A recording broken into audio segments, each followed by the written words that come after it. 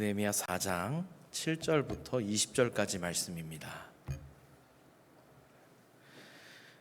느헤미야 4장 7절부터 20절까지 말씀을 우리 함께 교독하도록 하겠습니다. 제가 먼저 읽고 다 같이 읽으시는 순서로 함께 교독하겠습니다. 산발락과 도비야와 아라비아 사람들과 암몬 사람들과 아스돗 사람들이 예루살렘 성이 중수되어 그 허물어진 틈이 메꾸어져 간다 함을 듣고 심히 분노하여 예루살렘으로 가서 치고 그곳을 요란하게 하자 하기로 우리가 우리 하나님께 기도하며 그들로 말미암아 파수꾼을 두어 주야로 방비하는데 유다 사람들은 이르기를 흙 무더기가 아직도 많거늘 짐을 나르는 자의 힘이 다 빠졌으니 우리가 성을 건축하지 못하리라. 우리의 원수들은 이르기를 그들이 알지 못하고 보지 못하는 사이에 우리가 그들 가운데에 달려 들어가서 살육하여 역사를 그치게 하리라 하고 그 원수들의 근처에 거주하는 유다 사람들도 그 각처에서 와서 10번이나 우리에게 말하기를 너희가 우리에게로 와야 하리라 하기로 내가 성벽 뒤에 낮고 넓은 곳에 백성이 그들의 종족을 따라 칼과 창과 활을 가지고 서 있게 하고 내가 돌아본 후에 일어나서 귀족들과 민장들과 남은 백성에게 말하기를 너희는 그들을 두려워하지 말고 지극히 크시고 두려우신 줄을 기억하고 너희 형제와 자녀와 아내와 집을 위하여 싸우라 하였느니라. 우리의 대적이 우리가 그들의 의도를 눈치챘다 함을 들으니라. 하나님이 그들의 꾀를 패하셨으므로 우리가 다 성에 돌아와서 각각 일하였는데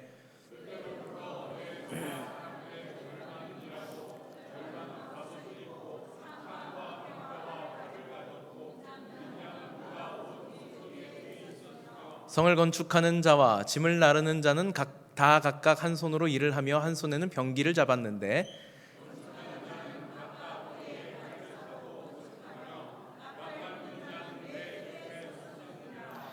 내가 귀족들과 민장들과 남은 백성에게 이르기를 이 공사는 크고 넓음으로 우리가 성에서 떨어져 거리가 먼즉 너희는 어디서든지 나팔 소리를 듣거든 그리로 모여서 우리에게로 나아오라.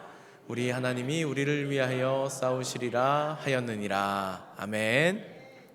네. 오늘은 방해 속에서 성벽을 세워라 입니다. 방해 속에서 성벽을 세워라가 제목이고요. 제가 부제를 붙였습니다. 방해 속에서 성벽을 세워라 하나님이 우리를 위하여 싸우시리라. 아멘. 네. 방해 속에서 성벽을 세워라 하나님이 우리를 위하여 싸우시리라 입니다. 호사다마라는 말이 있습니다. 제가 설교 시간에 이 말을 꺼내는 게 과연 맞는 건가 싶었어요. 좋은 일에는 방해가 따른다 이런 뜻인데 표현 자체가 조금 약간 무속인 것 같기도 하고 그래서 약간 이런 표현을 써도 될까 싶었습니다만 사실은 이제 본래 뜻에는 좋은 일에는 항상 방해가 있을 수 있으니까 방심하지 말아라 이런 의미가 있습니다. 사실 우리가 모든 일이 다 계획대로 되는 것은 아니죠. 우리가 의도한 바 우리가 뜻한 바대로 되는 것이 아닙니다. 오늘 본문의 느헤미야를 보니까요 오랜 시간 동안 소원하던 일이 이루어집니다. 예루살렘 성벽 재건을 시작하였고 얼마나 기쁨과 감사가 넘쳤을까요?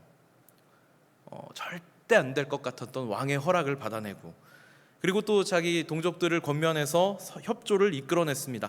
다양한 지위에 있던 사람들, 수많은 사람들이 이 느헤미야의 권면에 마음이 불타올라서 성벽 재건에 동참했습니다. 그런데 이 일에도 방해하는 사람들이 있습니다. 오늘 먼저 등장하는 사람이 사마리아 총독 산발랏이라고 하는 인물입니다. 그리고 암몬 사람 도비야가 나오고요. 이뿐만 아니라 아라비아 사람들의 대표로 게셈이라고 하는 인물이 등장하고 또 블레셋을 대표하는 아스돗 사람들도 방해 세력으로 등장을 합니다. 지금 등장한 이들의 지리적 위치를 살펴보면요, 예루살렘을 중심으로 사마리아가 북쪽에, 암몬은 동쪽에, 아라비아는 남쪽에, 블레셋은 서쪽에 있습니다. 그래서 이걸 이제 우리는 사면초가라 그러죠. 온 주변이 예루살렘의 이스라엘의 대적으로 꽁꽁 둘러싸여 있습니다. 성벽 재건을 회방 놓기 시작을 하는 것이에요. 이들이 왜 성벽 재건을 막으려고 했을까요? 느헤미야 2장 10절에 보니까 이렇게 기록을 하고 있습니다. 호론 사람 산발랏과 종이었던 암몬 사람 도비아가 이스라엘 자손을 흥황하게 하려는 사람이 왔다 함을 듣고 심히 근심하더라. 이 사람들은 지금 예루살렘이 재건되면, 예루살렘 성벽이 재건되면 이스라엘이 강해질 것을 두려워합니다. 원래 지금 바벨론 유수기에 원래 주인이었던 이스라엘 백성들이 지금 다 막 포로로 끌려가고 그랬었습니다. 그리고 나서 그 빈 땅의 주변에 그 민족들이 각기 자신들의 이 세력을, 영향력을 행사하고 있는 상황이죠. 그러나 이 예루살렘이라고 하는 건 그냥 도시가 아닙니다. 예루살렘은 하나님의 성전이 있는 곳이죠. 이스라엘의 정체성이고 신앙의 중심지입니다. 이러한 이 예루살렘의 성벽이 재건된다. 그러면 이스라엘은 이 예루살렘을 중심으로 해서 다시 결집할 것이고, 그렇게 되면 주변 민족들은 더 이상 이곳에 영향력을 끼칠 수 없게 될 것입니다. 그러니까 이들이 지금 온갖 방해를 끼치고 있는 거예요. 먼저 산발랏과 도비아가 느헤미야에게 이렇게 이야기합니다. 너희가 왕을 배반하고자 하느냐? 이 얘기가 왜 나오냐면요, 이 10년 전에 아닥사스다 왕이 예루살렘 성벽 공사를 중단시킨 적이 있었기 때문입니다. 10년 전에 왕이 하지 말라 그런 일을 지금 또 하고 있느냐, 이 얘기를 하는 거예요. 그러나 이제는 왕이 직접 느헤미야에게 담당자로 느헤미야를 세워가지고 성벽을 재건하라 이렇게 명령한 상황입니다. 그러니까 이들은 지금 낡은 정보와 왜곡된 해석을 가지고 억지를 부리는 것이죠. 느헤미야는 단호하게 선언합니다. 느헤미야 2장 20절에 보면요, 내가 그들에게 대답하여 이르되 하늘의 하나님이 우리를 형통하게 하시리니 그들의 종들인 우리가 일어나 건축하려니와 오직 너희에게는 예루살렘에서 아무 기업도 없고 권리도 없고 기억되는 바도 없다 하였느니라. 아멘. 느헤미야가 지금 무슨 얘기를 하고 있는 거냐면요, 대적자 너희들에게는 법적으로도 사회적으로도 종교적으로도 아무 권리가 없다. 명분은 우리에게 있다. 이 이야기를 하는 겁니다. 그런데도 방해가 그치질 않습니다. 그래서 이제 4장으로 오면요, 오늘 저희가 4장을 읽었습니다. 4장으로 오면 이렇게 4장이 시작을 합니다. 산발랏이 우리가 성을 건축한다 함을 듣고 크게 분노하여 유다 사람들을 비웃으며 자기 형제들과 사마리아 군대 앞에서 일러 말하되 이 미약한 유다 사람들이 하는 일이 무엇인가? 스스로 견고하게 하려는가? 제사를 드리려는가? 하루의 일을 마치려는가? 불탄 돌을 흙 무더기에서 다시 일으키려는가? 하고 이렇게 이야기를 합니다. 이게 무슨 얘기냐면요, 지금 이 산발랏이 이스라엘 사람들의 사기를 떨어뜨리기 위해서 5가지 질문을 던진 거예요. 이스라엘의 자존심을 꺾고 능력을 의심하게 하고 신앙을 비웃고 거짓 정보를 퍼뜨려서 혼란을 주려고 하는 겁니다. 그런데 또 여기에 항상 이런 일이 있을 때는요, 이 때리는 시어머니보다 말리는 시누이가 더 밉다고 그러는데, 아까 처음에 등장했었던 이 산발랏과 도비야, 이 느헤미야 이야기에서 아주 그 악의 듀오입니다. 도비아가 여기에 이렇게 맞장구를 칩니다. 암몬 사람 도비아는 곁에 있다가 이르되 그들이 건축하는 돌 성벽은 여우가 올라가도 곧 무너지리라 하더라. 옆에서 한마디씩 이렇게 거드는 거예요. 맞습니다, 맞습니다. 저 성 지어봐야 여우가 올라가면 여우가 올라가도 무너져 내릴 겁니다. 아주 악의적인 조롱을 하고 있습니다. 이렇게 말하는 의도가 뻔히 보이죠. 그러나 느헤미야는 이 모든 조롱과 협박과 위기를 기도로 극복합니다. 기도로 이 위기를 극복하며 이스라엘 백성들은 더 힘을 내서 성벽을 쌓아 나갑니다. 드디어 성벽의 절반이 완성됐습니다. 그리고 이 소식을 또 산발랏과 도비아가 또 들었어요. 더 분노합니다. 자기들이 방해할 때는 안 돼야 되는데 방해를 해도 일이 자꾸 진행되니까 더 막 분노하게 됩니다. 이제는 실력 행사를 하려고 합니다. 전쟁을 준비하고 무력으로 이스라엘을 제압하겠다, 이런 계획을 세운 것입니다. 여기서부터가 오늘 저희가 읽은 본문의 내용입니다. 느헤미야는 어떤 반응을 보이는가 보니까 먼저 백성들을 무장시켜서 배치합니다. 처음에는 파수꾼을 세우는 정도였습니다.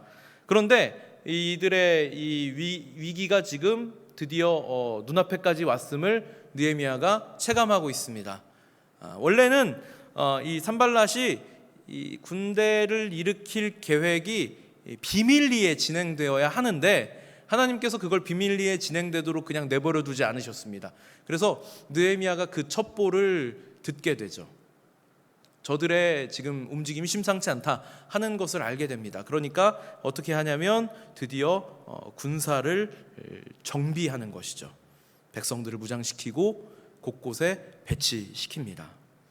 그리고 또 공사하는 사람들을 격려합니다. 성벽 재건하는 일이 하나님께서 기뻐하시는 일이다. 이것을 통해서 우리는 우리의 가족을 지킬 수 있다. 그리고 백성들을 향하여서 이렇게 선언합니다. 이 일을 시작하신 분은 하나님이시다. 생각해보면 그렇습니다. 왕의 마음을 움직이신 것도 하나님이시고 이 모든 공사를 인도하신 분이 하나님이십니다. 느헤미야를 세우신 분도 하나님이십니다.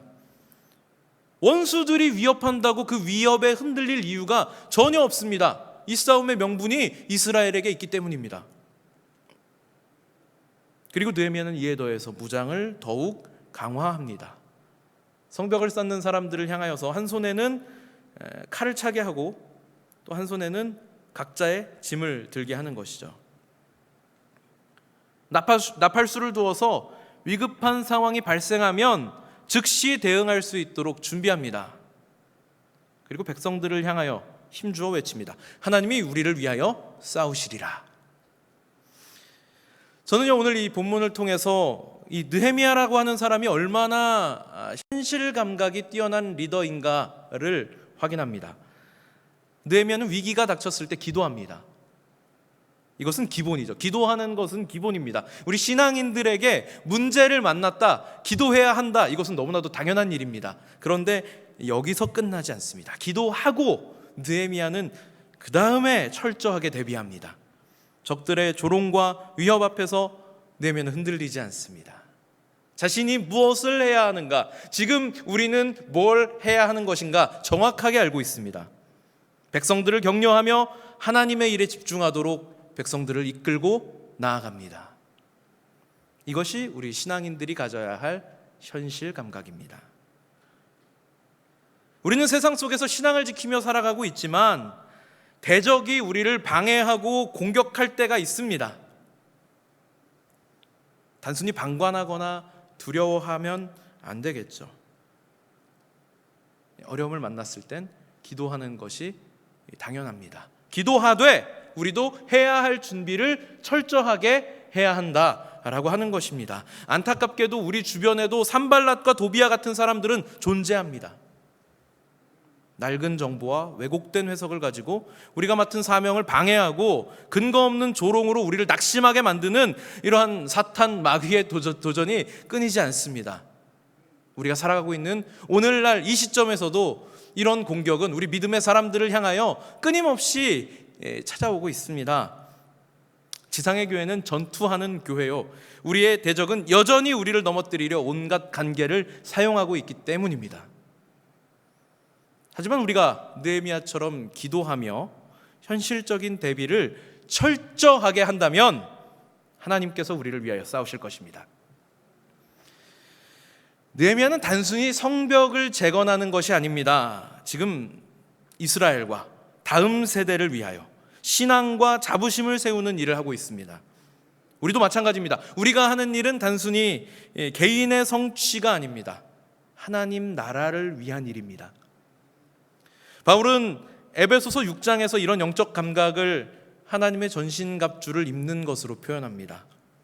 우리가 마귀의 간계를 능히 대적하기 위해서 우리는 모두 하나님의 전신갑주를 입고 또 기도와 간구로 성령 안에서 모든 일들을 해나가야 하는 것입니다. 우리 다 함께 한번 외쳐볼까요? 하나님이 우리를 위하여 싸우시리라. 하나님이 우리를 위하여 싸우시리라. 여러분, 우리에게도 성벽을 재건하라 하나님 명령하십니다.